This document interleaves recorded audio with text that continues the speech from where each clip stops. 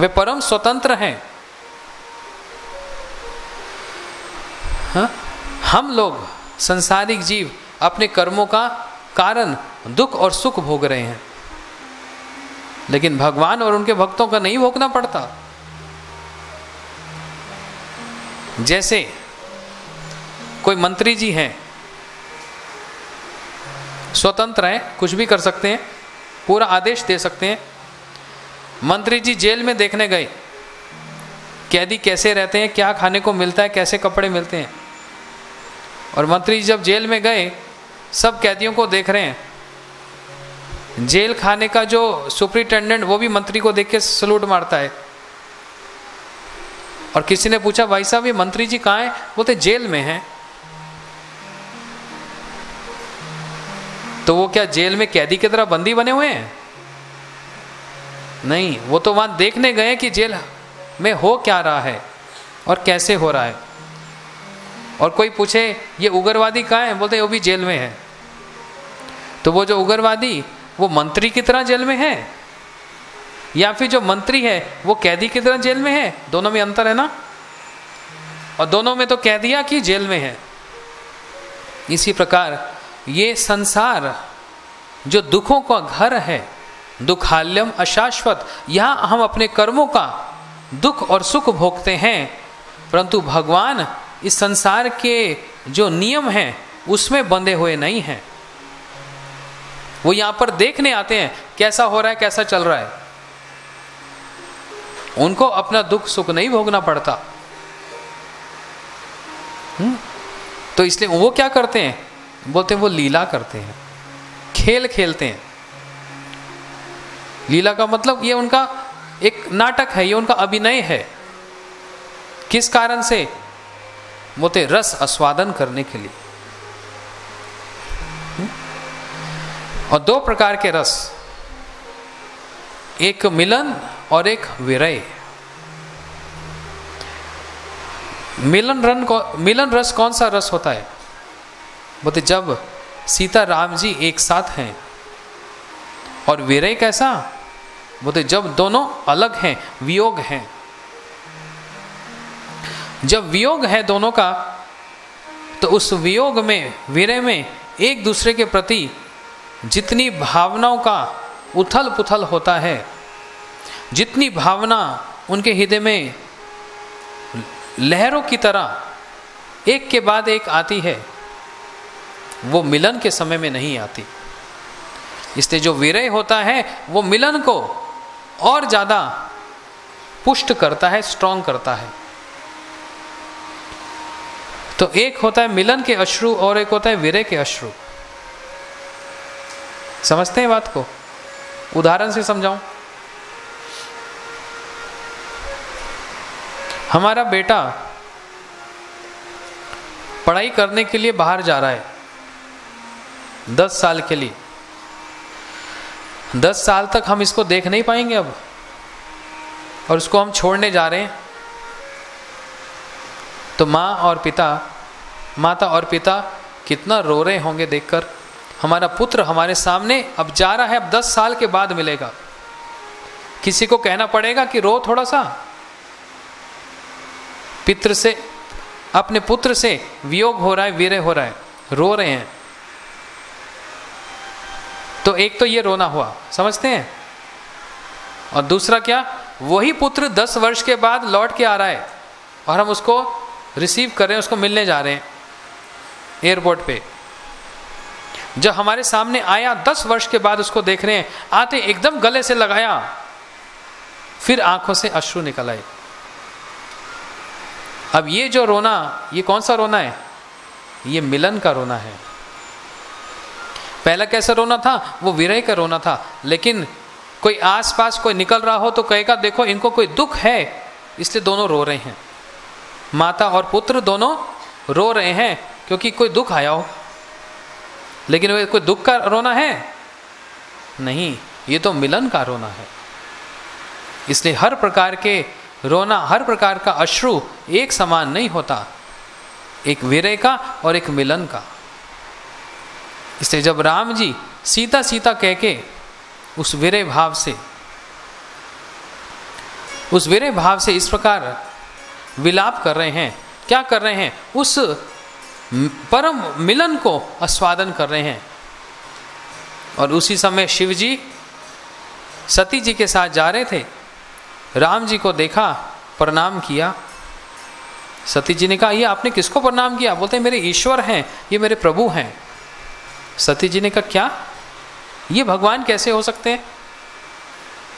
ये भगवान है तो इनको ये नहीं पता सीता कहाँ है? पूछ रहे हैं वृक्षों से, पृथ्वी से, आकाश से। अरे हमको पता इस समय सीता जी कहाँ हैं, लंका में है। ये भगवान है, इनको नहीं पता। शिव जी हंसने लगे, बोलते सती आप नहीं समझोगी, ये भगवान का अपना एक कोई नाटक चल रहा है, एक लीला चल रही है, ये आस्वादन कर रहे हैं। सती जी कहने लगी, हमको तो संशय है, मैं तो परीक्षा करूंगी। शिव जी कहने लगे, तुम परीक्षा करती रहो, मैं तो चला। शिव जी चले गए और सती जी ने क्या किया? सीता का वेश धारण कर लिया, पूरी एकदम सीता जैसी। और जहां पर राम जी विलाप कर रहे हुए वृक्ष से पूछ रहे हैं, हे वृक्षों तुमने क्या मेरी सीता को देखा? वो सती जी सामने आ गई। जब सामने आई, राम जी ने अपना मुख फेर लिया दूसरी तरफ। हे लताओ तुमने मेरी सीता को देखा? सती जी फिर सामने आ गई। फिर मुंह घुमाकर, हे पृथ्वी तुमने मेरी सीता को देखा? सती फिर सामने आ गई। राम जी ने कहा, देवी महादेव बाबा चले गए, तुम यहां क्या करती हो?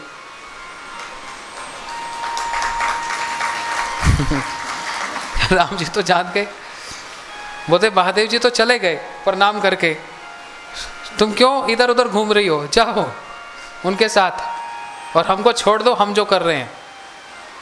सती जी तो एकदम घबरा गई। हे प्रभु मैंने आप पे संशय किया, मैंने आपकी परीक्षा लेनी चाहिए। सती जी को तो बड़ा खराब लगा। उसी समय दौड़ी दौड़ी शिव जी के पास गई, लेकिन बता नहीं रही शिव को कि क्या हुआ। और चुपचाप आकर छम छम करके बाएं अंग में बैठने लगी। पत्नी का स्थान बायां होता है ना, लेकिन शिव कहने लगे, नहीं सती यहां मत बैठना, सामने बैठो हमारे। सती ने कहा, क्यों सामने क्यों? बोलते क्योंकि सामने का जो स्थान वो माता का स्थान होता है। आज से तुम मेरी पत्नी नहीं, आज से तुम मेरी माता हो। सती जी ने कान बंद कर ली, ये आप क्या कह रहे हैं? आज के बाद मत कहना। शिव कह रहे हैं, सती तुमने सीता जी का वेश धारण करके मेरे प्रभु की परीक्षा की, हमने तो ऐसा नहीं कहा था तुमको। इसलिए इस जीवन में अब तुम मेरे बाएं अंग में बैठने के योग्य नहीं रही, अब तुम मेरी माता के समान हो, सामने बैठो।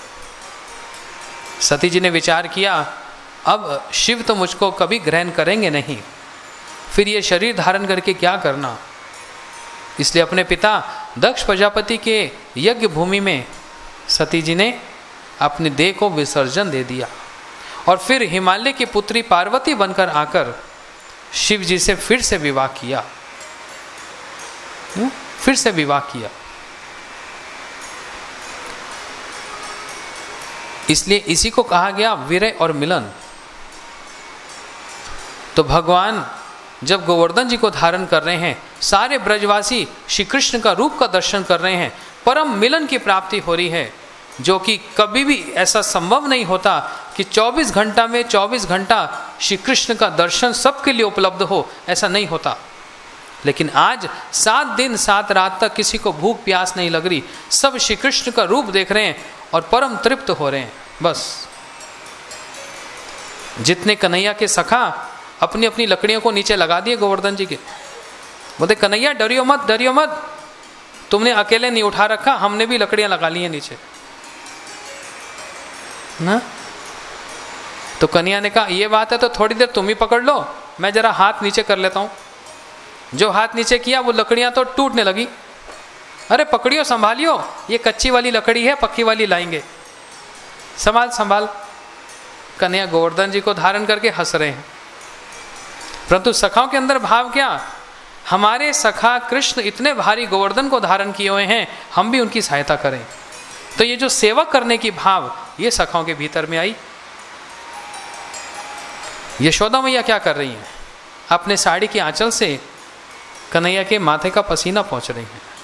और उनको माखन खिला रही हैं। लाला, आज तूने अपने पिता का नाम कितना उज्जवल कर दिया, तुम सारे ब्रज के रक्षक बन गए हो, आज तुम सारे ब्रजवासियों की रक्षा के लिए विराजमान हो, इसलिए लाला ये माखन खा।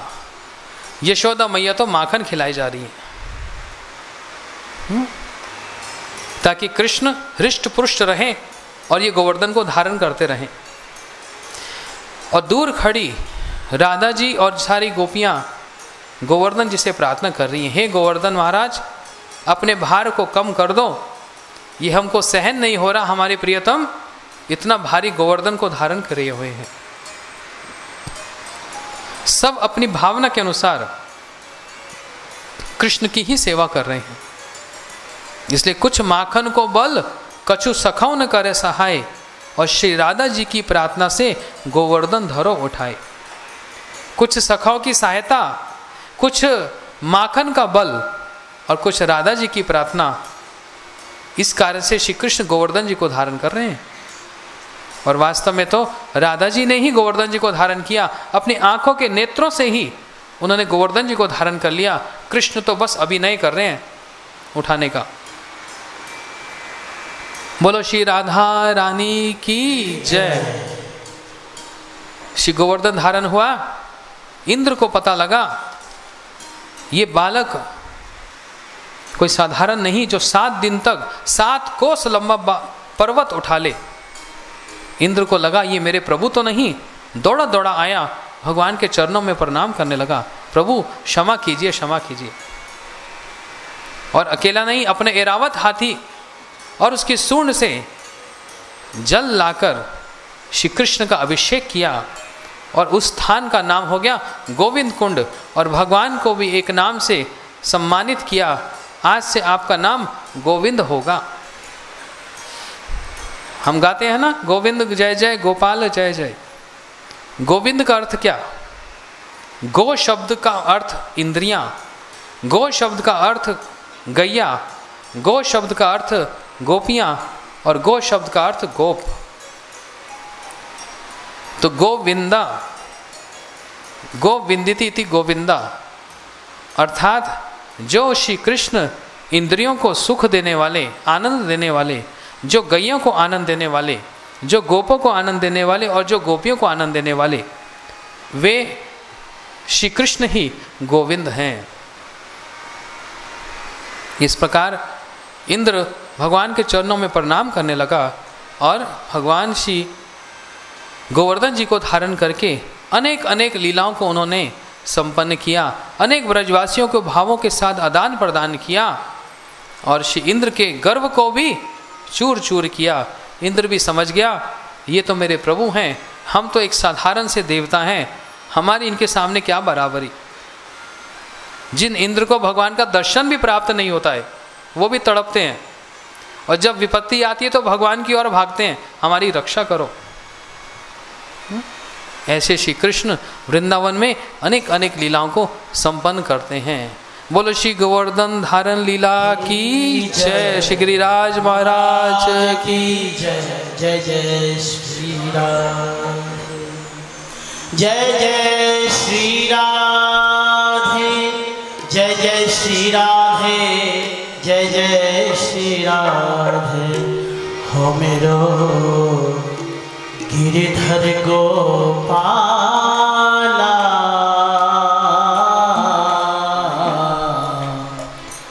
मैं तेरी तू मेरा, मेरो गिरिधर गोपाला।